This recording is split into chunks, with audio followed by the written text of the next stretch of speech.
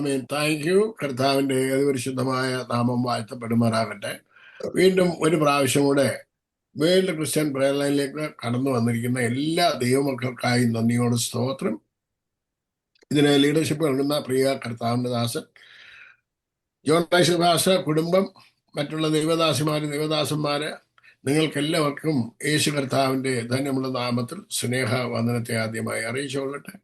പ്രിയമുള്ള ദൈവമക്കളെ, നമ്മൾ യേശു ആരിലും വലിയവൻ എന്നുള്ള കാര്യമാണ് പഠിക്കുന്നത്. എന്തിനാണ് പഠിക്കുന്നത്? അത് നിങ്ങൾ തന്നെ ചിന്തിക്കണം. Why you are studying for that? നമ്മൾ യേശു ആരിലും വലിയവൻ എന്ന് പഠിക്കുന്നതാണ്. നമ്മൾ ആദ്യം തന്നെ ചിന്തിക്കണം, നമ്മൾ വേറൊന്നിനെയും വലുതായി കാണരുത്. നമ്മുടെ ജീവിതത്തിൽ ഞാൻ യാക്കോബായിലായിരുന്നു. അപ്പം യേശു അല്ലാതെ വേറെ പലരോടും പ്രാർത്ഥിക്കുന്നുണ്ടായിരുന്നു. ആരൊക്കെയാ? കന്യാമറിയാമിനോട്, പിന്നെ അതുപോലെ തന്നെ പരിമല തിരുമേനിയോട്, ഡീവറി സഹോദായോട്. അപ്പോൾ ഇങ്ങനെ പല പ്രാർത്ഥനകളും പലരുടെയും നാമത്തിൽ പ്രാർത്ഥിക്കുന്നുണ്ടായിരുന്നു. നമ്മൾ യേശുവിനെ മാത്രമേ ആരാധിക്കാവൂ, യേശുവിനോട് മാത്രമേ പ്രാർത്ഥിക്കാവൂ, പിതാവിനോട് യേശുവിൻ്റെ നാമത്തിൽ പ്രാർത്ഥിക്കണം. ഈ ഒരു സിസ്റ്റത്തിലേക്ക് നിങ്ങൾ വന്നില്ല എന്നുണ്ടെന്നുണ്ടെങ്കിൽ നമ്മൾ മതത്തിൻ്റെ ചിന്തയിലേക്ക് വരും. അപ്പോൾ നമ്മൾ ആരെയാണ് വലുതായിട്ട് കാണേണ്ടത്? ലോകത്തിൽ ആരും വലുതല്ല, യേശുവിനെക്കാട്ടി വലുതല്ല. അത് ആദ്യം തന്നെ നമ്മൾ ഉറച്ചിരിക്കണം. നമ്മുടെ പ്രശ്നം എത്ര വലുതാണ്, എത്ര വലുതാ? അതിൻ്റെ എത്രയോ വലിപ്പമുള്ളവനാണ് കർത്താവ്. നിങ്ങൾ എല്ലാവരും കണ്ടു കാണും, നമ്മുടെ പ്രൈം മിനിസ്റ്റർ ഇസ്രായേലിൽ പോയി, ഇസ്രായേലിന് അദ്ദേഹത്തിന് കൊടുത്ത വലിയ വാം വെൽക്കം. ഞാൻ കേട്ടത് ശരിയാണെന്നുണ്ടെങ്കിൽ ഇതുപോലൊരു വെൽക്കം ഒരു മന്ത്രിമാർക്കോ അല്ലെന്നുണ്ടെങ്കിൽ ഒരു ഫോറിൻ ലീഡേഴ്സിന് കിട്ടിയിട്ടില്ല എന്നുള്ളതാണ് ഞാൻ മനസ്സിലാക്കുന്നത്. ഇതുകൊണ്ട് നമ്മൾ എന്ത് മനസ്സിലാക്കണം? അദ്ദേഹം അതുപോലെ തന്നെ പ്രൈം മിനിസ്റ്ററുടെ ഒരു പ്രസംഗമുണ്ട്, അത് നിങ്ങൾ കേൾക്കണം. എന്തിനാണ് ഇത് കേൾക്കുന്നതെന്ന് വെച്ച് കഴിഞ്ഞാൽ, ഇന്ത്യക്കാരെന്ന അഭിമാനത്തോടെ തല ഉയർത്തി നിൽക്കാൻ നമുക്ക് സാധിക്കും. കാരണം ഈ ലോകത്തിലെ വൻ ശക്തികളിൽ ഒന്നാണ് ഇസ്രായേൽ. രാജ്യം കൊച്ചാണെന്നതിന് വൻ ശക്തികളിൽ ഒന്നാണ്. അവിടെ അദ്ദേഹത്തെ മാനിച്ച മാന്യത നമുക്ക് ഓരോരുത്തർക്കും അതിൻ്റെ മാന്യതയുണ്ട്. നമ്മുടെ റെപ്രസെൻറ്റേറ്റീവാണ്.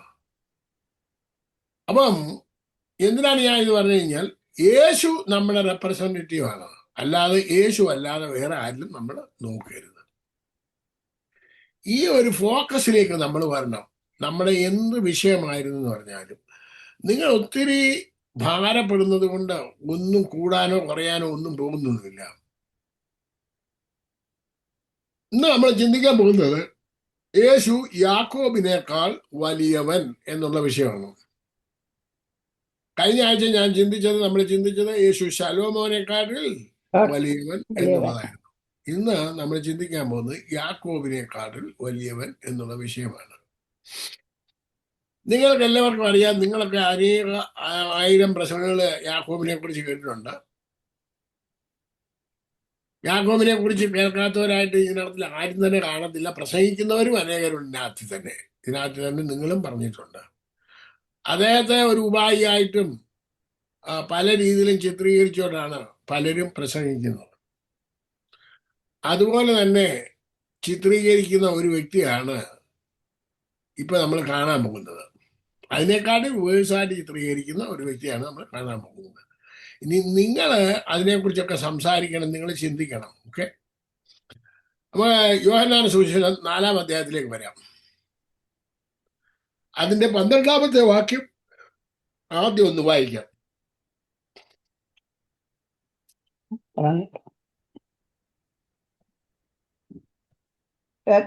നമ്മുടെ പിതാവായ യാക്കോബിനേക്കാൾ നീ വലിയവനോ? അവനാകുന്നു ഈ കിണർ ഞങ്ങൾക്ക് തന്നത്.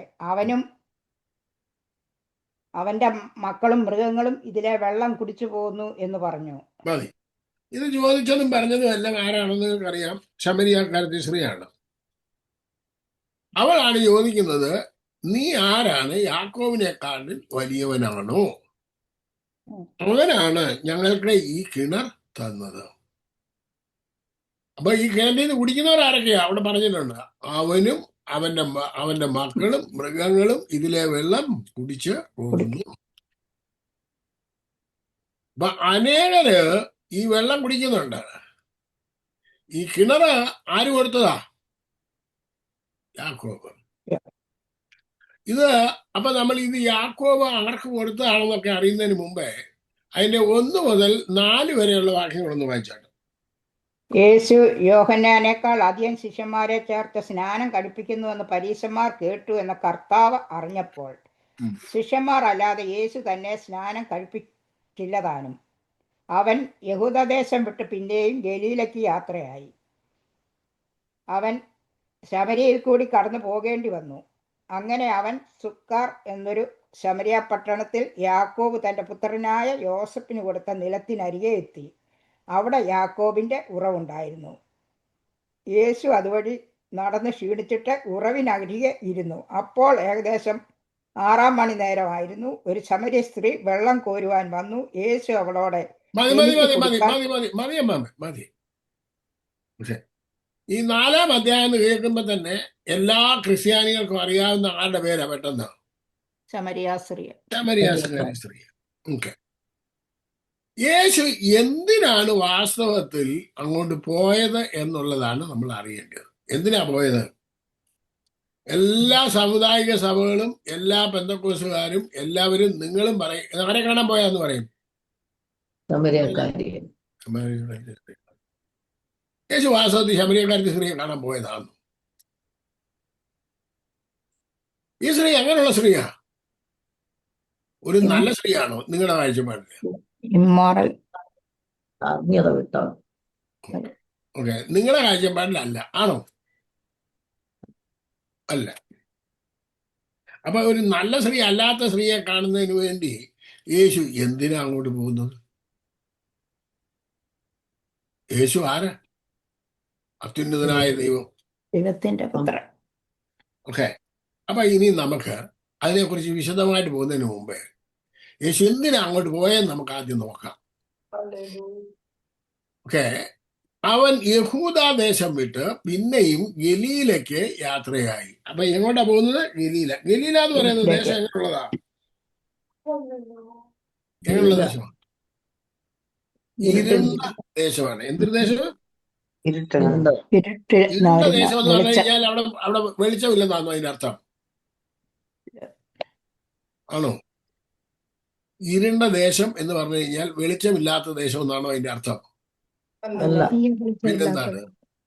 യേശുവിനെ അറിയാം. സുവിശേഷം എത്തിയിട്ടില്ലാത്ത. മറ്റിടത്തല്ല സുവിശേഷം എത്തിയിട്ടുള്ള സ്ഥലമാണോ? അതിന്റെ അർത്ഥം വിദ്യാഭ്യാസമില്ല, അറിവില്ലാത്ത കുറച്ച് ആൾക്കാരാണ് താമസിക്കുന്നത്. കൾച്ചർ ഇല്ലാത്ത കുറച്ച് ആൾക്കാർ താമസിക്കുന്നു. ഒരുപാട് താണ വിഭാഗത്തിൽപ്പെട്ടവർ താമസിക്കുന്നു. അതാണ് അതിന്റെ അർത്ഥം. ഓക്കെ. അപ്പം ഇരുണ്ട ദേശം എന്ന് പറഞ്ഞു കഴിഞ്ഞാൽ ഒരറിവും കഴിവോ അല്ല പ്രാപ്തിയോ ഒന്നുമില്ലാത്ത ഒരു ദേശമാണ്. അതാണ് ഇത്. പണ്ട് മുതലേ അങ്ങനെ തന്നെയായിരുന്നു. അത് ശലോമോന്റെ കാലത്ത് മുതലേ ഹീരാമിന് കൊടുത്ത സ്ഥലമാണ് ഇതൊക്കെ. ഓക്കെ, അതിലോട്ടൊന്നും പോകുന്നില്ല. ഇനി നിങ്ങൾ ശ്രദ്ധിക്കേണ്ടത്, യേശു അവിടെ പോകാനുള്ള കാരണം എന്തായിരുന്നു? അവിടെ സുക്കാർ എന്നൊരു ശമരിയ പട്ടണത്തിൽ യാക്കോബ് തന്റെ പുത്രനായ ജോസഫിന് കൊടുത്ത നിലത്തിനരികെ എത്തി. അപ്പൊ എവിടെ പോയി യേശു? സുക്കാർ എന്ന് പറയുന്ന ഒരു സ്ഥലത്ത്. സുക്കാറിന്റെ പ്രത്യേകത എന്തായിരുന്നു? ജോസഫിന്റെ നിലം. യാക്കോബ് ജോസഫിന് കൊടുത്ത സ്ഥലമാണ്. അവിടെ എന്താ ഉണ്ടായിരുന്നു? ഒരു കിണറുണ്ടായിരുന്നു. അപ്പം യാക്കോബിന് ആര് കൊടുത്തതാ? യാക്കോബിന് ആര് കൊടുത്തതാ?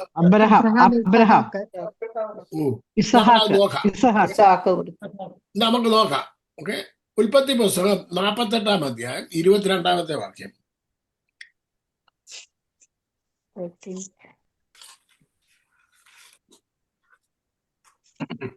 അങ്ങനെ അവൻ അന്ന് അവരെ അനുഗ്രഹിച്ചു. ദൈവം നിന്നെ എഫ്രൈമിനെയും മനശ്ശെയും പോലെ ആക്കുമാറാകട്ടെ എന്ന് ഇസ്രയേല്യർ നിന്റെ പേർ ചൊല്ലി അനുഗ്രഹിക്കൂ എന്ന് പറഞ്ഞ് എഫ്രൈമിനെ മനശ്ശെയ്ക്ക് മുമ്പാക്കി. യോസഫിനോട് ഇസ്രായേൽ പറഞ്ഞ്, ഇതാ ഞാൻ മരിക്കുന്നു, ദൈവം നിങ്ങളോടുകൂടെ ഇരുന്ന് നിങ്ങളെ നിങ്ങളുടെ പിതാക്കന്മാരുടെ ദേശത്തേക്ക് മടക്കിക്കൊണ്ടുപോകും. അതിന്റെ എന്റെ വാളും 22-ാമത്തെ വാക്യം അത് വായിക്കാൻ പറഞ്ഞു. എന്റെ വാളും വില്ലും കൊണ്ട് ഞാൻ അമോര്യരുടെ കയ്യിൽ നിന്നും പിടിച്ചടക്കിയ മലഞ്ചരിവ് ഞാൻ നിന്റെ സഹോദരന്മാരുടെ ഓഹരിയിൽ കവിഞ്ഞതായി നിനക്ക് തന്നിരിക്കുന്നു. ആ അപ്പം ഇത് യാക്കോബിന് ആര് കൊടുത്തതല്ല, പിന്നെ ആര് കൊടുത്തതാ? ദൈവം കൊടുത്തതാണ്. ആര് കൊടുത്തത്? അമോര്യരുടെ കയ്യിൽ നിന്ന് ദൈവം കൊടുത്തതാണ്. പിടിച്ചടക്കിയ. പിടിച്ചടക്കിയെന്ന് പറഞ്ഞാൽ ദൈവം കൊടുത്തതാണ്. ഇവൻ നിങ്ങൾക്കുള്ള സാധനങ്ങൾ എൻ്റെ വീട്ടിലുള്ള എന്തെങ്കിലും ഉണ്ടെന്നുണ്ടെങ്കിൽ, ഇവിടെ ഞാൻ വന്നത് 2 പെട്ടിയുമായിട്ടാണ്, ഗൾഫിൽ നിന്ന് കൊണ്ടുവന്ന 2 പെട്ടിയുമായിട്ടാണ് ഇവിടെ വന്നത്. ഇപ്പം നിങ്ങളൊന്ന് പറഞ്ഞേ, ഈ 2 പെട്ടിക്കകത്ത് കൊള്ളുന്ന സാധനം മാത്രമേ ഇവിടെ ഉള്ളൂ? അല്ല, ഇപ്പം എൻ്റെ വീടുണ്ട്, എൻ്റെ മോൻ്റെ വീടുണ്ട്, എൻ്റെ മോടെ വീടുണ്ട്, എൻ്റെ വീട്ടിൽ 2 വണ്ടിയുണ്ട്, അവരുടെ വീട്ടിൽ 2 വണ്ടിയുണ്ട്, അവരുടെ വീട്ടിലുള്ള സാധനങ്ങളുണ്ട്, ഈ സാധനങ്ങളെല്ലാം ഉണ്ട്. 2 പെട്ടിയുമായിട്ട് വന്നവൻ ഇപ്പം 4 വലിയ വണ്ടി ഉണ്ടെങ്കിൽ പോലും തിരിച്ചു പോകാൻ പറ്റാത്ത രീതിയിൽ സാധനങ്ങൾ ഉണ്ട്. ഇതാര് തന്നോ? ഇതെല്ലാം ദൈവം തന്നു. നമുക്ക് പിടിച്ചടക്കിയതാന്നൊക്കെ പറയുകയൊക്കെ ചെയ്യുമ്പോൾ അധ്വാനിച്ചുണ്ടാക്കി, പക്ഷെ എന്നുണ്ടെങ്കിൽ ഇതാര് തന്നതാ? ഇപ്പം യേശു എവിടെയാണ് എത്തിയിരിക്കുന്നത്? താൻ തന്റെ ദാസനായ യാക്കോബിന് കൊടുത്ത ഒരു പുരയിടം കാണാൻ വേണ്ടി പോയതാണ്. നിങ്ങളുടെ മക്കൾക്ക് ഒരു പുരയിടം കൊടുത്തെന്നിരിക്കട്ടെ, അല്ലെങ്കിൽ നിങ്ങൾക്കുണ്ടായിരുന്ന ഒരു പുരയിടമോ വീടും ഒക്കെ ഉണ്ടായിരുന്നു, വർണ്ണമൊക്കെ ഉണ്ടായിരുന്നു. അത് നിങ്ങൾ വിറ്റേച്ച് കളഞ്ഞിട്ടോ വേറെ എവിടെയെങ്കിലുമൊക്കെ അങ്ങ് പോയി. പക്ഷെ എപ്പോഴും നിങ്ങൾ എന്തെങ്കിലും ആ ദേശത്തൂടെ തിരിച്ചു വന്നു കഴിഞ്ഞാൽ ആ സ്ഥലം പോയി കാണാറുണ്ടോ? എന്തുകൊണ്ടാ? അതുമായിട്ട് നിങ്ങൾക്കൊന്നുണ്ട്, ആത്മബന്ധം ഉണ്ട്. ആ പുരയിടം എനിക്കുള്ളതായിരുന്നു. ആ വീട് ഞാൻ പാർത്ത വീടാണ്. ഞാൻ ഇവിടുന്ന് ലാളസിൽ നിന്ന് വീട് വിറ്റിട്ട് അവിടെ 10-20 വർഷം താമസിച്ചേട്ടോ. വിറ്റിട്ട് ഞാനിവിടെ വന്നിട്ട് ഇപ്പൊ 10 വർഷത്തിന് മേളിലായി. പക്ഷേ എപ്പോഴെങ്കിലും ഞാൻ ഡാളസിൽ പോയാൽ ഞാൻ കൊടുത്ത വീടിൻ്റെ അവിടെ പോയി ഒന്ന് ചുറ്റിക്കറങ്ങി നോക്കിയിട്ട് പോരുള്ളൂ. എന്താ കാര്യം? വല്ലതും നമ്മുടെ വല്ലതും കുഴിച്ചിട്ടുണ്ടോ പൂക്കള്? നമ്മുടെ അമ്മമാരൊക്കെ ചോദിക്കാൻ, എന്താ നിന്റെ പൂക്കൾ അവിടെ കുഴിച്ചിട്ടുണ്ടെന്നാ ചോദിച്ചിട്ടുണ്ട്. അല്ലയോ? ഉണ്ടെന്നേ, നമുക്കൊരു ബന്ധമുണ്ട് അവിടെ. അപ്പം യേശു എന്തിനാ ഇവിടെ വന്നത്? ഈ പുരയിടം കാണാൻ വേണ്ടിയാണ്. ആരാണ് ഇവിടുത്തെ വെള്ളം കുടിക്കുന്നത്? ആരാണ് ഈ പുരയിടം കൈകാര്യം ചെയ്യുന്നത്? ഇപ്പൊ ആരാ കൈകാര്യം ചെയ്യുന്നത്? ഗ്രാമക്കാർ. ഇപ്പൊ അവിടെ താമസിക്കുന്ന കൂട്ടരാണ് ശമരിയക്കാർ. ആരാണ് താമസിക്കുന്നത്? ശമരിയക്കാരെന്ന് പറഞ്ഞാൽ ഒരു സമ്മിശ്ര ജാതിയാണ്. ഓക്കെ, നമുക്ക് അതൊന്നുമല്ല വിഷയം. അപ്പം ഇവരവിടെ താമസിക്കുന്നു. യേശു അവിടെ ഉച്ച സമയത്ത് അവിടെ ചെന്നു. ഇനിയും നിലത്തിനരികെ എത്തിയപ്പം ഒരു ശമരിയ സ്ത്രീ വെള്ളം കോരുവാൻ വന്നു. യേശു അവളോട് വെള്ളം ചോദിക്കുന്നു. ഈ ഭാഗം നിങ്ങൾക്ക് നല്ലതുപോലെ അറിയാം. ഈ സ്ത്രീ എങ്ങനത്തെ സ്ത്രീയാണോ നിങ്ങളെല്ലാം പറഞ്ഞ്? ഒരു നല്ല സ്വഭാവമുള്ള ഒരു സ്ത്രീയെ അല്ല. ഓക്കെ, കാണാൻ സുന്ദരി ആയിരിക്കുമല്ലോ. ഏതായാലും 10-30 വയസ്സുള്ള ഒരു സുന്ദരി ആയിരിക്കും, അല്ലയോ? അറിയോ? ഒരു ചെറുപ്പക്കാരനെ വന്ന് നിൽക്കുന്നത്, 30 വയസ്സുള്ള ഒരു ചെറുപ്പക്കാരൻ. അതും ആരാണ്? യഹൂദനാണ്. കാണാൻ യോഗ്യനായിരിക്കണം, അല്ലേ? കാണാൻ യോഗ്യനാണോ? ഈ നിങ്ങളിപ്പോ കൊച്ചുമോളെടുക്കലോട് തന്നെയാണ് ചോദിക്കാം, കൊച്ചുമോൾ സിസ്റ്ററോട് തന്നെ ചോദിക്കാണ്. ഒരു നല്ല കാണാൻ കൊള്ളാതെ ഒരു ചെറുപ്പക്കാരൻ വന്നിട്ട് അവർ ഇച്ചിരി വെള്ളം തരുമോ, കുടിക്കാൻ വെള്ളം തരുമോ എന്ന് ചോദിച്ചു കഴിഞ്ഞാൽ ജാതി പറയുമോ? പറയത്തില്ല. എന്താ? പക്ഷെ ഇവളെന്താ പറഞ്ഞു? ഒന്ന് വായിച്ചു.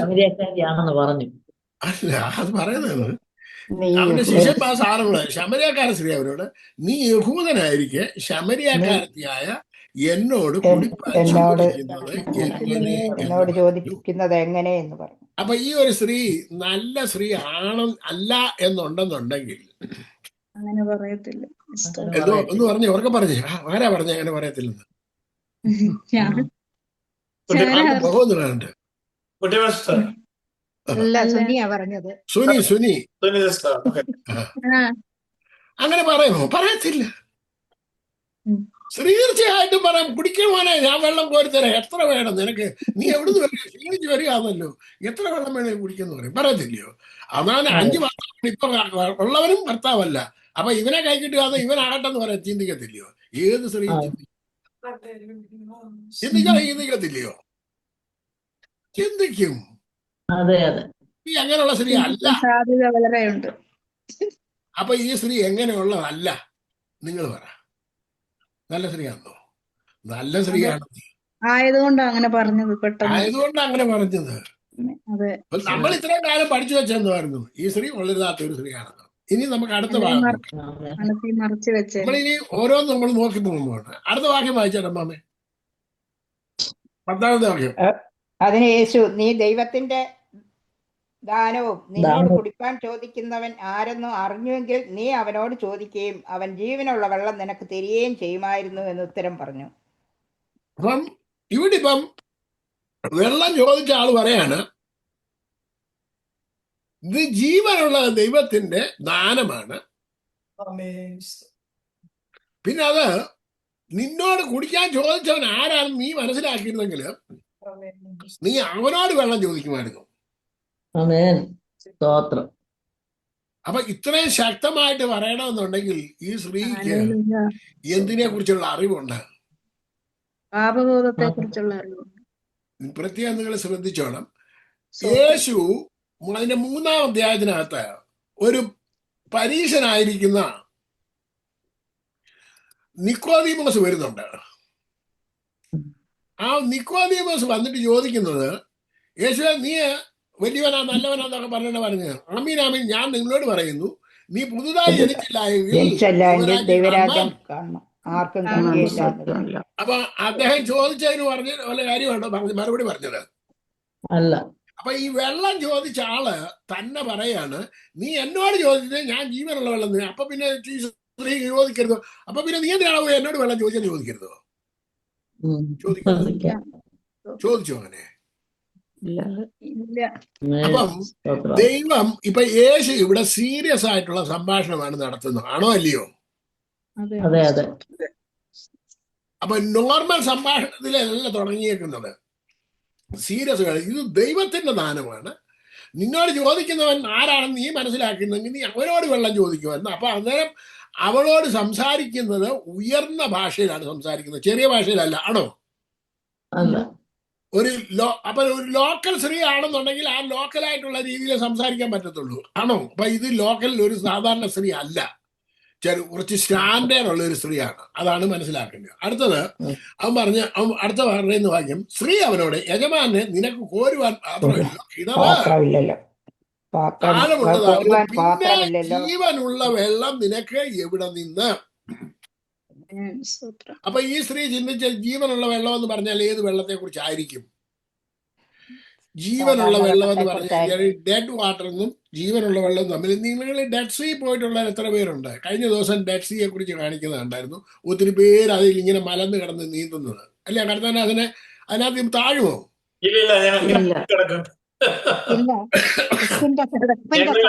കൂടുതലായതുകൊണ്ട് അവിടെ ജീവനുള്ള ഒരു വസ്തുവും അവിടെ ഇല്ല. ഇപ്പൊ ഉണ്ട്. ഇപ്പോഴുണ്ടോ? അതൊന്നും എനിക്കറിയത്തില്ല. അപ്പൊ ഉണ്ടെങ്കിൽ നിങ്ങൾ പറയാന്നോ, ഉണ്ടെങ്കിലും ഉണ്ട്, ഇല്ലെങ്കിൽ ഇല്ല. ഇനി ഞാൻ അവിടെ പോയിട്ടുമില്ല, കണ്ടിട്ടുമില്ല, കിടന്നിട്ടുമില്ല. ഓക്കെ. അപ്പൊ ഇനി നിങ്ങൾ ശ്രദ്ധിച്ചേ, ഈ ഡെഡ് വാട്ടർ എന്ന് പറഞ്ഞു കഴിഞ്ഞാൽ ഒഴുക്ക് നീറ്റിൽ അഴുക്കില്ല എന്ന് പറഞ്ഞാൽ ജീവനുള്ള വെള്ളം എന്ന് പറഞ്ഞു കഴിഞ്ഞാൽ ഫ്രഷ് വാട്ടർ ആയിരിക്കും.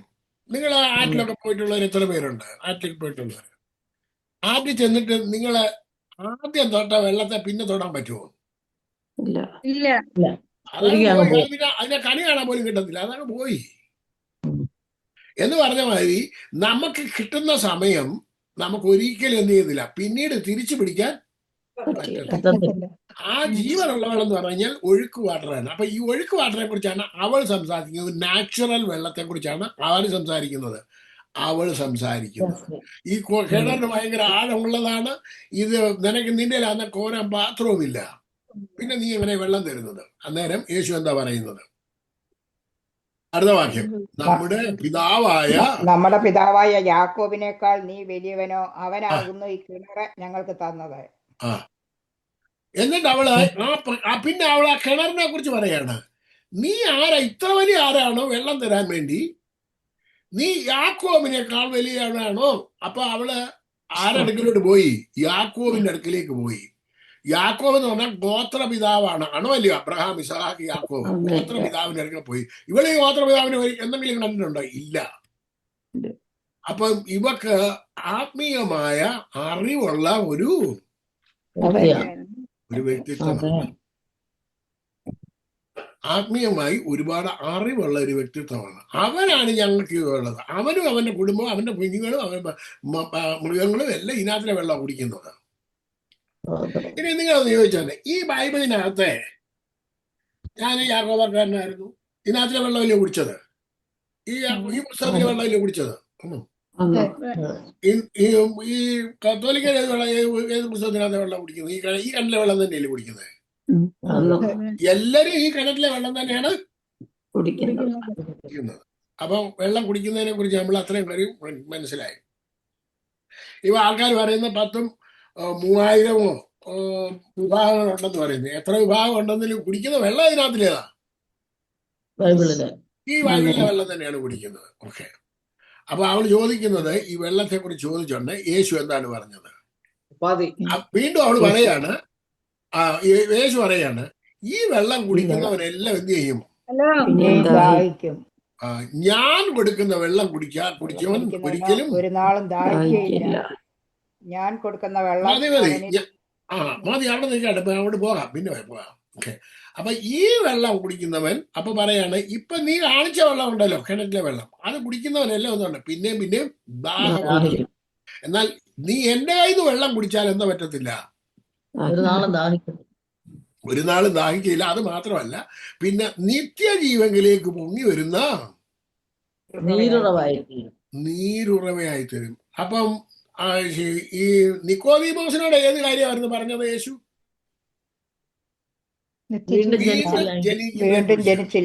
ഇവളോട് പറയുന്നത് എന്തിനെ കുറിച്ചാ? ജീവന്റെ വെള്ളത്തെ കുറിച്ച്, നിത്യജീവനെ കുറിച്ച്. എന്തിനാ പറയുന്നത്? നിത്യജീവനെ കുറിച്ചാണ് പറയുന്നത്. അപ്പൊ ഈ ആള് ചെറിയ ആളാണോ? നിങ്ങളൊന്നും എന്ത് ചെയ്യും? വലിയവൻ. ഈ സ്ത്രീ സാധാരണ സ്ത്രീ അല്ല, ആണോ? അല്ല. നിത്യജീവനെ കുറിച്ചാണ് സംസാരിക്കുന്നത്. അപ്പൊ നമ്മുടെ ചിന്താഗതികൾക്ക് ആദ്യം വ്യത്യാസം ഉണ്ടെങ്കിൽ ഈ ബൈബിൾ ക്യാരക്ടേഴ്സിനെ കുറിച്ച് പഠിക്കണം. കാരണം യേശു സംസാരിക്കുന്നത് ഒരു അസാധാരണ കഴിവുള്ള ഒരു സ്ത്രീയോടാണ് സംസാരിക്കുന്നത്. ഞാൻ നിങ്ങളോടെല്ലാം എന്താ പറഞ്ഞിട്ടുള്ളത്? നിങ്ങൾക്കെല്ലാം എന്തോ ഉണ്ട്? അസാധാരണമായ കഴിവുണ്ട്. കണ്ടിട്ടെങ്കിലും നിങ്ങളുടെ കഴിവിനെ പുറത്തെടുക്കാൻ പറ്റുമോ എന്നുള്ളതാണ് എന്റെ ചോദ്യം. Okay, price the Lord. ഇനി നോക്കിക്കോണം. ഓക്കെ, അടുത്തത് സ്ത്രീ അവനോട് 15-ാമത്തെ വാക്യം. സ്ത്രീ അവനോട്, ജയമാനെ എനിക്ക് ദാഹിക്കാതെ ഞാൻ കോരുവാൻ ഇവിടത്തോളം വരാതെ ഇരിക്കേണ്ടതിന് ആ വെള്ളം എനിക്ക് തരണമെന്ന് പറഞ്ഞു. അപ്പൊ അവക്ക് ഇപ്പോഴും ഏതിനെ കുറിച്ച് മനസ്സിലായിട്ടില്ല? യേശു കൊടുക്കുന്ന വെള്ളത്തെ കുറിച്ച് മനസ്സിലായിട്ടില്ല. പക്ഷെ ആ വെള്ളം എനിക്ക് വേണം. യേശു പറഞ്ഞ മുഴുവനായിട്ടും ആർക്കും മനസ്സിലായിട്ടില്ല. നമുക്കും എല്ലാ കാര്യവും മനസ്സിലായില്ലെങ്കിലും കർത്താവിനോട് ചോദിക്കാൻ പറ്റുമല്ലോ. എനിക്ക് മനസ്സിലായിട്ടില്ല, പക്ഷെ എനിക്ക് ആ വെള്ളം വേണം. അന്നേരം യേശു എന്താ പറയുന്നത്? ആ വെള്ളം വേണമെന്ന് പറഞ്ഞപ്പോ തന്നെ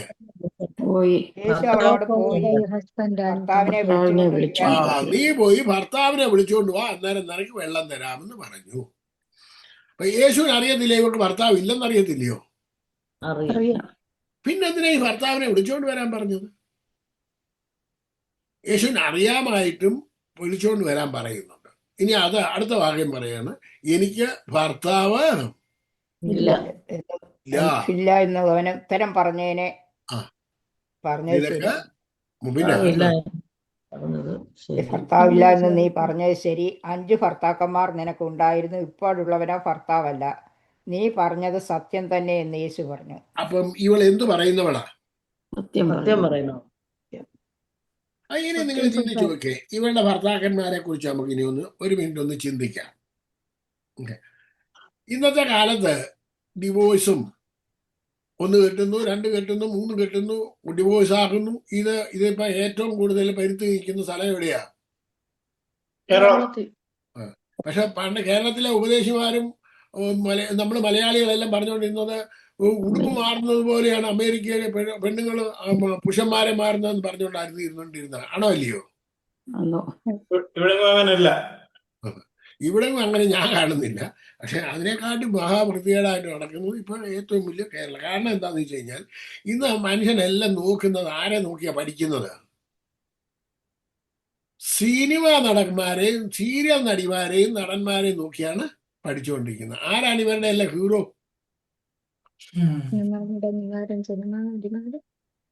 സിനിമാക്കാരാണ്. അല്ലാതെ ഇവരെല്ലാം മോഡൽ ഇപ്പൊ അതാണ്, ജീവിത ശൈലി അതാണ്, സംസാരം അതാണ്, ഡയലോഗ്സ് അതാണ്. കൊല്ലും കൊലയും എന്തുകൊണ്ടാണ് നടത്തുന്നത്? ഇതാണ് കാണുന്നത്, എടുക്കുന്നത്. നമ്മൾ എന്താണ് എപ്പോഴും ഭക്ഷിക്കുന്നത്, എന്താണ് തിന്നുന്നത്, അത് നമ്മുടെ വായിന്ന് വരത്തുള്ളൂ. നമ്മൾ ഹൃദയം നിറഞ്ഞ് കവിയുന്നില്ലല്ലോ വായ പ്രസ്താവിക്കുന്നത്. ഏറ്റവും കൂടുതൽ പേടിക്കേണ്ടത് കേരളത്തിലുള്ളവർ തന്നെ ചോദിക്കേണ്ടത്, പേടിക്കേണ്ടത് ആരെയാണ്? ഗുണ്ടകളെ ആരെയാണ് പേടിക്കേണ്ടത്? പിള്ളേരെയാണ് പേടിക്കേണ്ടത്? വലിയവരെയാണ് പേടിക്കേണ്ടത്? പിള്ളേരെ. ഇപ്പൊ കൊച്ചു പിള്ളേരെ പേടിക്കേണ്ടത്. പിള്ളേർ കൂടി നിൽക്കുന്നത് എന്താ പിള്ളേരെ ഒരു വർത്താനം പറഞ്ഞുകൊണ്ട് നിൽക്കുന്നതെന്ന് പോലും ചോദിച്ചു കഴിഞ്ഞിട്ടുണ്ടെങ്കിൽ പിന്നെ നമ്മളെ ഗതികേട് ആയിരിക്കും. ആണോ അല്ലയോ? അതെ. അത്രയ്ക്ക് വേഴ്സായിപ്പോയി. കാരണം എന്താ? നമ്മുടെ സമൂഹം അത്രയ്ക്കും നശിച്ചുകൊണ്ടിരിക്കുന്ന ഒരു കാലയളവിൽ ആ ഭരണത്തിന് ഞാൻ നിങ്ങളോട് ചോദിക്കട്ടെ, പ്രാർത്ഥനാ കൂട്ടം എന്തുമാത്രമുണ്ട്? പ്രാർത്ഥനയുടെ ബഹളമാണ്. ആണോ അല്ലയോ? അതെ അതെ. എന്നിട്ട് വല്ല റിസൾട്ടും ഉണ്ടാകുന്നുണ്ടോ? കഴിഞ്ഞ ദിവസം കൺവെൻഷനെ പറ്റി ഞാൻ ചോദിച്ചപ്പം അയ്യോ കൺവെൻഷൻ അത്യാവശ്യമാണ്, അയ്യോ ഒരുപാട് പേർക്ക് വ്യത്യാസം ഉണ്ടാകും. എത്ര കോടി ചെലവാക്കുമ്പോഴാ? 2 കോടി. 10,000 കോടി, കോടിക്കണക്കിന് രൂപ ഉണ്ടെന്നിട്ട് വലിച്ചെറിഞ്ഞിട്ട് ഒരാൾ രക്ഷപ്പെട്ടാൽ മതിയോ? എന്തെങ്കിലും റിസൾട്ട് ഉണ്ടോ? ഒരു റിസൾട്ട് ഇല്ല. നിങ്ങൾ സ്വന്തമായിട്ട് പൈസ ചെലവാക്കി ചെയ്തിട്ട് റിസൾട്ട് ഇല്ലെന്നുണ്ടെങ്കിൽ നിങ്ങൾ പിന്നെ ചെയ്യാൻ പോകും? ചെയ്യത്തില്ല. അപ്പം ആളുടെ പൈസ അല്ല, സ്വന്തം പൈസ അല്ല, വല്ലവരുടെ പൈസ ആയതുകൊണ്ട് ഇഷ്ടം പോലിട്ട് അതാണ് ഈ പ്രശ്നം. അതിന് അമേരിക്കയിലുള്ള ഞങ്ങളെ പോലുള്ള കോശന്മാരെ കൊടുക്കാനായിട്ട് ഏതാവും വന്നെന്ന് പറഞ്ഞാലും വാങ്ങിച്ചു എന്നാ കൊണ്ടുവെക്കുവോ? കൊണ്ടുവന്ന് അടിച്ച് പൊളിക്കാനാ പറയുന്നത്. പൊക്കിയെടുത്ത് മേളിലോട്ട് കയറ്റി അങ്ങോട്ട് വെക്കും. ഈ അച്ഛൻ ആനയാണ് നേനയാണെന്ന് പറഞ്ഞ് ഇന്നിപ്പം ഈ നിങ്ങൾക്കെല്ലാം അറിയാവുന്ന, ഞാൻ അദ്ദേഹത്തോട് പറഞ്ഞാൽ ഇതിനകത്ത് കയറി വരാനായിട്ട്, ഗിൽഗാൽ ആശ്വാസ ഭവൻ എന്ന് പറഞ്ഞ കേട്ടിട്ടുണ്ടോ നിങ്ങൾ? ഗിൽഗാൽ ആശ്വാസ ഭവൻ പുള്ളി ഒക്കളവുമായി വന്നിട്ടുണ്ട്. ഞാനിപ്പോൾ പോയി കണ്ടിട്ടാണ് വന്നത്. ഞാൻ ഇത് കൊടുത്തായിരുന്നു, കയറാൻ പറ്റുമെന്നുണ്ടെങ്കിൽ കയറാൻ പറഞ്ഞു. പക്ഷെ കയറിയില്ല. അതിനർത്ഥം പുള്ളിക്ക് വേറെ മീറ്റിംഗ് ഉണ്ടായിരുന്നു. ഓക്കെ, ഞാൻ നിങ്ങളോട് പറയട്ടെ, ആ മനുഷ്യനോട് ഞാൻ ഇന്ന് പറഞ്ഞതെന്നറിയോ? കർത്താനാഥനെ ഇങ്ങോട്ടങ്ങ് വന്ന് ഈ തെണ്ടി തിന്നാനായിട്ട് പോകരുത്. ഇതിനകത്തിലൊന്നും പോയി ഇത് പോയി ഇരിക്കുന്ന പണത്തിനല്ല പോകേണ്ടത്. നിങ്ങൾ അവിടെ നിന്നാ പണി ചെയ്യേണ്ടത്. കാരണം അവിടോട്ടാണ് വരേണ്ടത്. അല്ലാതെ ഇവിടെ ഓടി നടന്നിട്ട് തായെന്ന് പറഞ്ഞ് നടക്കേണ്ട കാര്യങ്ങളൊന്നും നിങ്ങൾക്കില്ല. 450 മനുഷ്യരെയാണ് അവിടെ ജീവിക്കുന്നത്. 450 പേരുടെ ആ മനുഷ്യരുടെ കണ്ണുനീരും പ്രാർത്ഥനയും ആർക്കും അനുഗ്രഹവും, ആ സമൂഹത്തിന് അനുഗ്രഹവും. ഞങ്ങളവിടെ പോയിട്ടുണ്ട്. ഞാൻ ഒത്തിരി പ്രാവശ്യം പോയിട്ടുണ്ടല്ലോ. ഒത്തിരി പ്രാവശ്യം പോയിട്ടുണ്ട്. ഒരുപാട് പ്രാവശ്യം, പല പ്രാവശ്യം ഫുഡും കൊടുത്തിട്ടുണ്ട്.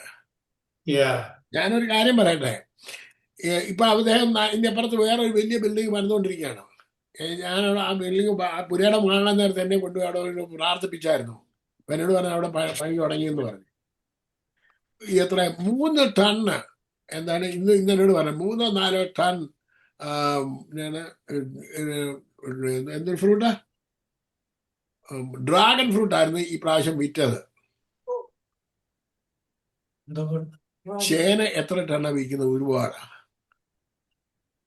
Price Lord. ഞാൻ പറഞ്ഞു നിങ്ങൾ കൃഷി ചെയ്യുക, ദൈവം നിങ്ങളെ അനുഗ്രഹിക്കും. എത്ര പേരാ ജോലിക്കാര്? ദൈവമക്കളെ, നമ്മൾ ചെയ്യുന്നത് കൊണ്ട് എന്തെങ്കിലും ആർക്കെങ്കിലും പ്രയോജനം വേണം. ഉണ്ടാകണം. ഇല്ലാത്തവർക്ക് കൊടുക്കരുത്. തോന്നിവാസം കളിക്കാൻ വേണ്ടി കൊടുക്കരുത്. ഇത് നിങ്ങളുടെ എല്ലാവരോടും വാങ്ങിക്കുക.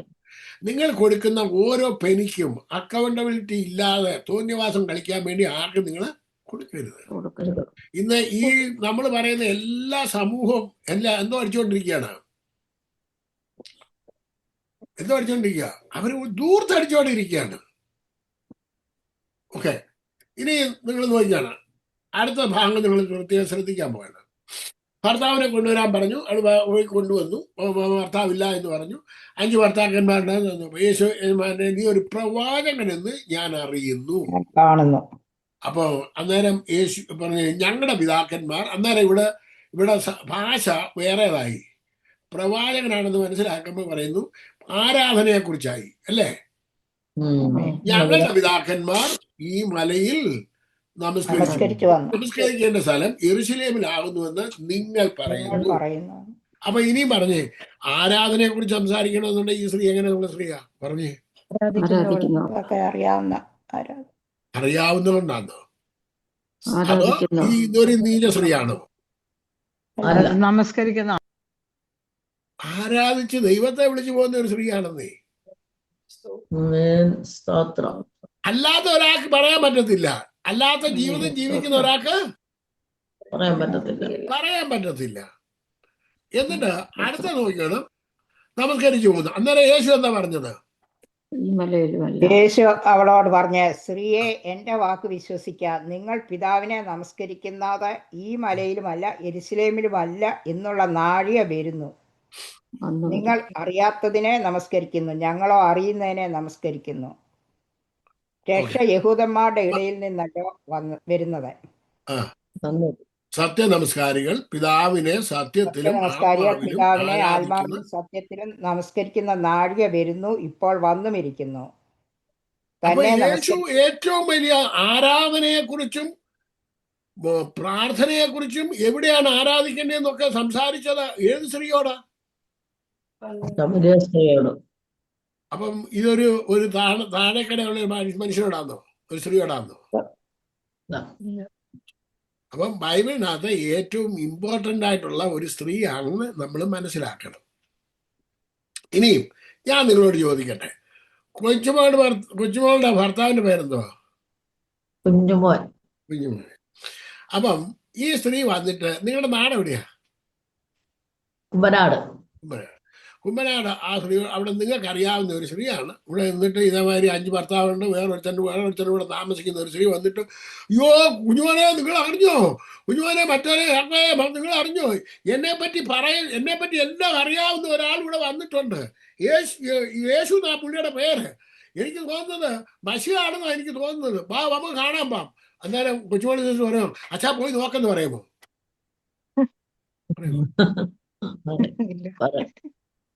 പറയത്തില്ല. എന്താ പറയും? നിങ്ങൾ പെരക്കാതെ അവളാരാ അറിഞ്ഞുകൂടാത്തത്? അവളെ പറയാ പൊക്കോളാനെന്ന് പറഞ്ഞു വിടുവോ? ഏതെങ്കിലും പുരുഷന്മാർ പോകുമോ? അച്ഛനാമ പറഞ്ഞു വിടുവോ ക്ലാസ്സിനെ? ഇല്ല, ഓരൊറ്റ മനുഷ്യൻ പറഞ്ഞു വിടത്തില്ലെന്നേ. ഞങ്ങൾക്കെല്ലാം അറിയാം നിന്റെ സ്വഭാവം. നിന്നെ പറ്റി അറിഞ്ഞുകൂടാത്ത ആരാന്ന് ചോദിക്കത്തില്ലയോ? തീർച്ചയായിട്ടും. ഇവള് പറഞ്ഞത് കേട്ടോണ്ട് ശമരിയ പട്ടണത്തിലുള്ള സകല മനുഷ്യർ ഇറങ്ങി പോകണമെന്നുണ്ടെങ്കിൽ ഈ സ്ത്രീ ആരാ?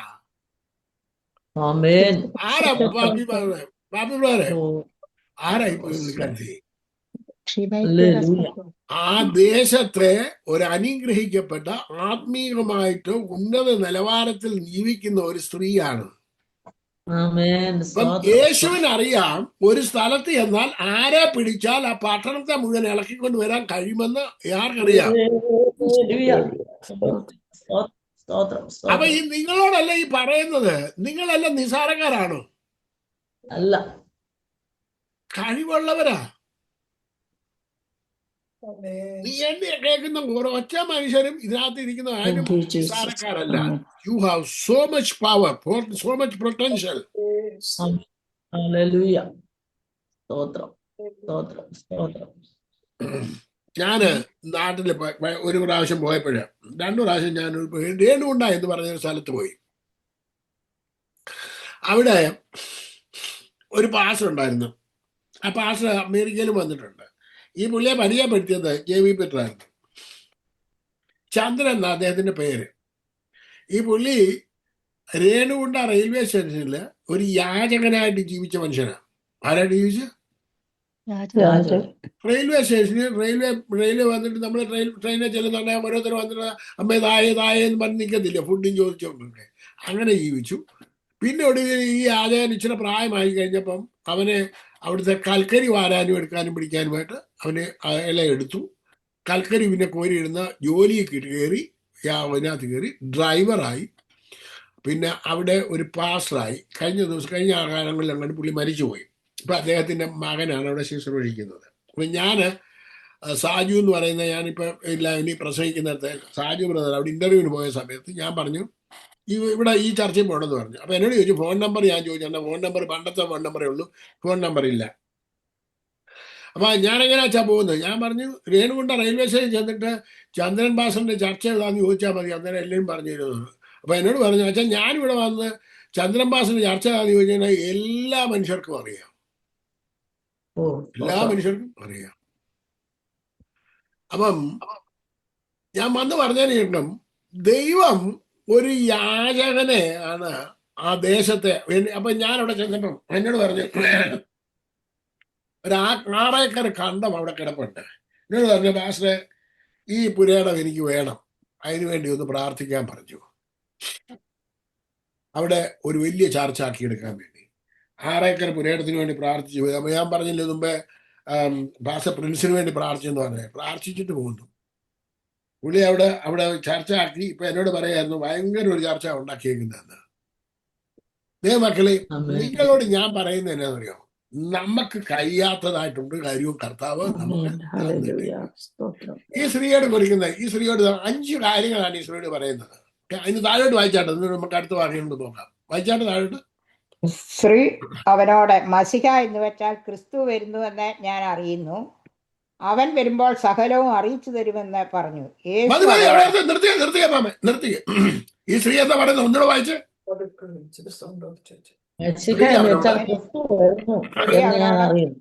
മസിഹ എന്ന് വെച്ചാൽ ക്രിസ്തു വരുന്നുവെന്ന് ഞാൻ അറിയുന്നു, അവൻ വരുമ്പോൾ സകലവും അറിയിച്ചു തരുമെന്ന് പറഞ്ഞു.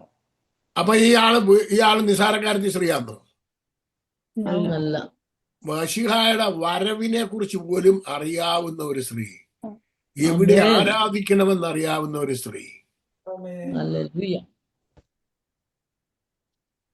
അപ്പം ആത്മീയമായി ഭയങ്കരമായിട്ടുള്ള അറിവുള്ള ഒരു സ്ത്രീയാണ്, അല്ലേ? അന്നേരം മശിഹ എന്ന് വെളിപ്പെടുത്തിയത് ആർക്കാ? യേശു അവളോട് നിന്നോട് സംസാരിക്കുന്ന ഞാൻ തന്നെ മശിഹ. ബൈബിളിനകത്ത് വേറെ ആരോടെങ്കിലും യേശു പറഞ്ഞ ഞാനാ മശിഹ എന്ന്? ആര് പ്രതീക്ഷിച്ചിരിക്കുന്നുവോ അവരോടാ പറഞ്ഞത് ഞാനാണ് മശിഹ. ആര് മശിഹ വരുമെന്ന് പ്രതീക്ഷിച്ചോ അവിടെ അടുക്കലേക്കാണ് ആര് ചെന്നത്? അപ്പൊ മശിഹായെ കുറിച്ച് അവക്ക് എന്തോ ഉണ്ട്, അറിവ് മാത്രമല്ല, വരുമ്പോ എല്ലാം അറിയിച്ചു തരുമെന്നുള്ള അറിവുണ്ട്. മശിഹ വരുമ്പോ, ക്രിസ്തു വരുമ്പോൾ ഞങ്ങൾക്ക് സകലതും അറിയിച്ചു തരും. അപ്പം അവന് വേണ്ടി കാത്തിരിക്കുന്ന ഒരാളാണ് ഈ സ്ത്രീ. ആണോ? ഉണ്ടാക്കി വ്യാഖ്യാനിച്ചാന്നോ? ഇതിനകത്ത് ഉള്ള കാര്യം തന്നെയാണ് നമ്മൾ സംസാരിച്ചത്. ഞാനൊന്നും വ്യാഖ്യാനിച്ചില്ലല്ലോ. വ്യാഖ്യാനിച്ചോ? വ്യാഖ്യാനിച്ചോ മാമേ? ഇതിനകത്ത് ഉള്ള കാര്യം തന്നെയല്ലേ നമ്മൾ സംസാരിച്ചത്. അപ്പൊ നിങ്ങൾ ചിന്തിക്കുക, നമ്മൾ ഈ കേൾക്കുന്ന അനേക പ്രസംഗങ്ങൾ ഇതിനകത്ത് ഇല്ലാത്ത കഥകളൊക്കെ പറഞ്ഞു പിടിപ്പിക്കുന്നത്. അത് കാരണം നമുക്ക് സത്യം അറിയാതെ പോകുന്നു. ഇനി അടുത്തത് ആണ് നമ്മൾ ഇതിനകത്തിലൊക്കെ ചെല്ലുന്നത്. അതിനിടയിൽ അത് താഴോട്ട് വായിച്ചാട്ടെ. അതിനിടയിൽ ഇതിനിടയിൽ അവന്റെ ശിഷ്യന്മാർ വന്ന് അല്ലല്ല, അവൻ അതിന്റെ താഴെ, സ്ത്രീയോട് അതിന്റെ താഴെ. സംസാരിക്കാൻ ഇതിനിടയിൽ ആശ്ചര്യപ്പെട്ടു. അതിന്റെ ശിഷ്യന്മാർ വായിച്ചോ മാമേ. സാറി സ്ത്രീയോട് സംസാരിക്കാൻ ആശ്ചര്യപ്പെട്ടു എങ്കിലും നീ എന്ത് ചോദിക്കുന്നു, അവളോട് എന്ത് സംസാരിക്കുന്നു എന്ന് ആരും ചോദിച്ചില്ല. അനന്തരം സ്ത്രീ പാത്രം വെച്ചിട്ട് പട്ടണത്തിൽ ചെന്ന് ജനങ്ങളോട് ഞാൻ ചെയ്തതൊക്കെയും എന്നോട് പറഞ്ഞ ആ ഒരു മനുഷ്യനെ വന്ന് കാൺമീൻ എന്ന് വന്ന് കാൺമീൻ, അവൻ പക്ഷേ ക്രിസ്തു ആയിരിക്കുമോ എന്ന് പറഞ്ഞു. അടുത്ത വാക്യം. അവർ പട്ടണത്തിൽ നിന്ന് പുറപ്പെട്ട് അവന്റെ അടുക്കൽ വന്നു. അതിനിടയിൽ ശിഷ്യന്മാർ അവനോട് റബി ഭക്ഷിച്ചാലും എന്ന് അപേക്ഷിച്ചു. അതിനവൻ നിങ്ങൾ അറിയാത്ത ആഹാരം ഭക്ഷിപ്പാൻ എനിക്കുണ്ട് എന്ന് അവരോട് പറഞ്ഞു. ആകയാൽ വല്ലവനും അവന് ഭക്ഷിപ്പാൻ കൊണ്ടുവന്നുവോ എന്ന് ശിഷ്യന്മാർ തമ്മിൽ പറഞ്ഞു. യേശു അവരോട് പറഞ്ഞത്, എന്നെ അയച്ചവന്റെ ഇഷ്ടം ചെയ്ത് അവന്റെ പ്രവൃത്തി തികയ്ക്കുന്നത് തന്നെ എന്റെ ആഹാരം. അപ്പം നമ്മുടെ ആഹാരം എന്തായിരിക്കണം? യേശു ചെയ്തു തന്ന പ്രവൃത്തി ചെയ്ത് തികയ്ക്കുന്നതായിരിക്കണം നമ്മുടെ ആഹാരം. ഇനിയും ഈ സ്ത്രീ ചെന്ന് പറഞ്ഞിട്ട് പട്ടണം മുഴുവൻ ഇറങ്ങി വരുന്നു. ഓക്കെ, അതിന്റെ 40-ാമത്തെ വാക്യം. അങ്ങനെ ശമരിയർ അവന്റെ അടുക്കൽ വന്നു, ഞങ്ങളോടുകൂടെ പാർക്കണമെന്ന് അവനോട് അപേക്ഷിച്ചു. അവൻ 2 നാൾ അവിടെ പാർത്തു. അടുത്തത്, ഏറ്റവും അധികം പേർ അവന്റെ വചനം വിശ്വസിച്ചു. ഇനിയും നിന്റെ വാക്കുകൊണ്ടല്ല ഞങ്ങൾ വിശ്വസിക്കുന്നത്, ഞങ്ങൾ തന്നെ കേൾക്കുകയും അവൻ സാക്ഷാൽ ലോകരക്ഷിതാവെന്ന് അറിയുകയും ചെയ്തിരിക്കുന്നു എന്ന് സ്ത്രീയോട് പറഞ്ഞു. ഇനി നിങ്ങൾ പറഞ്ഞേ, ഈ സ്ത്രീ മുഖാന്തരമാണ് നമുക്ക് കിട്ടിയേക്കുന്നത്. ഞാൻ കൊടുക്കുന്ന വെള്ളം ദൈവത്തിന്റെ ആത്മാവിനെ കുറിച്ചാണ് പറഞ്ഞത്. ഒരു നാളും ദാഹിക്കില്ല. അവളോട് പറഞ്ഞത് പാപത്തെ അവർക്ക് വെളിപ്പെടുത്തി കൊടുക്കുന്നു. മൂന്നാമത് നാം ആരെ ആരാധിക്കണമെന്ന് വെളിപ്പെടുത്തി കൊടുക്കുന്നു. എവിടെ ആരാധിക്കണമെന്ന് വെളിപ്പെടുത്തി കൊടുക്കുന്നു. യേശു തന്നെ മശിഹ എന്ന് അവളോട് പറയുന്നു. എന്നിട്ട് അവിടെ യേശു 2 ദിവസം പാർത്തു. ഈ പട്ടണത്തിലാണ് ആദ്യത്തെ ഉണർവ് നടന്നത്. Price the Lord. ഞാനിവിടെ വാക്കിൽ അവസാനിപ്പിക്കുകയാണ്. നമ്മുടെ മനസ്സിലുള്ള ചിന്താഗതികളൊക്കെ മാറ്റിയിട്ട് ഇത് എന്നോടാണ് സംസാരിച്ചത്, എനിക്ക് കർത്താവിന്റെ വേല ചെയ്യാനുണ്ട് എന്നുള്ള മനോഭാവത്തിലായിരിക്കാൻ ഞാൻ നിങ്ങൾക്ക് വേണ്ടി പ്രാർത്ഥിച്ച് അവസാനിപ്പിക്കാൻ വേണ്ട. പരിശുദ്ധ ദൈവമേ, സ്വർഗീയ പിതാവേ, കൂട്ടിക്കൊണ്ടുവന്ന എല്ലാതിന്റെ ജനത്തിനായി സ്തോത്രം. കർത്താവെ, 41-42 പേരോളം കർത്താവ് ഇതിനകത്ത് കടന്നു വന്നു. അവരെ എല്ലാവരെയും ഓർത്ത് പ്രാർത്ഥിക്കുന്നു. കടന്നു വന്ന ഓരോരുത്തരും കർത്താവെ, അവർ നിക്ഷിപ്തമായിരിക്കുന്ന ശുശ്രൂഷകൾ ഓരോരുത്തരും ചെയ്തു തിരക്കുവാൻ തക്കവണ്ണം അവരെ എല്ലാവരെയും നീ എക്വിപ്പ് ചെയ്താട്ടെന്ന് പ്രാർത്ഥിക്കുന്നു. ദൈവത്തിന്റെ വലിയ പ്രവൃത്തി നിന്റെ മക്കളിലൂടെ വെളിപ്പെട്ടു വരുവാനും അത് അനേകർക്ക് ഒരു അനുഗ്രഹമായി, ദേശങ്ങൾക്ക്, രാജ്യങ്ങൾക്ക്, വംശങ്ങൾക്ക്, ജാതികൾക്ക് അനുഗ്രഹമായി തീരുവാനും ഇടയായി തീരട്ടെ എന്ന് പ്രാർത്ഥിക്കുന്നു. സ്വർഗത്തിന് ഭൂമിക്ക് നാഥനായ ക്രിസ്തു യേശുവിന്റെ നാമത്തിൽ, യേശു യാക്കോബിനേക്കാൾ വലിയവൻ എന്നുള്ള വിഷയത്തെക്കുറിച്ച് കേൾക്കുവാനും പഠിക്കുവാനും ഇടയായി തീർന്നു. കർത്താവേ, സ്തോത്രം. ഇത് അവരെ എല്ലാവരുടെയും ജീവിതത്തിന് അനുഗ്രഹത്തിനും കാരണമായി തീരട്ടെ, യേശു കർത്താവിന്റെ നാമത്തിൽ തന്നെ. ആമേൻ. Praise the Lord.